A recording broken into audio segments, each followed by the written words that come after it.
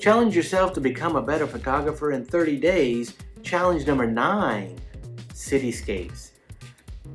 Be careful with the Cityscape challenge because it's more than just a skyline. Now, a skyline is a cityscape, but in challenging yourself, you want to portray a personality of the city. Maybe, it's the city you live in, or maybe it's one that you go to on weekends and like, I love going to this city.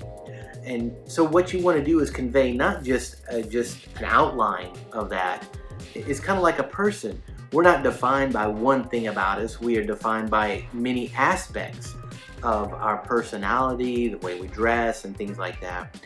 The same is true with a city. It's like a living, breathing organism by itself. So you want to take aspects of that city and say, this is what I appreciate about the city. Is it the transportation? Is it the restaurant life?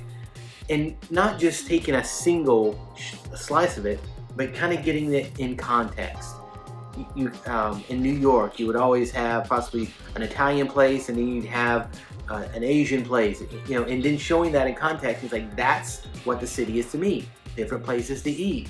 It could also be just a collection of buildings or a collection of different things that kind of are the identifying mark of that city. And you can have multiple aspects of that city.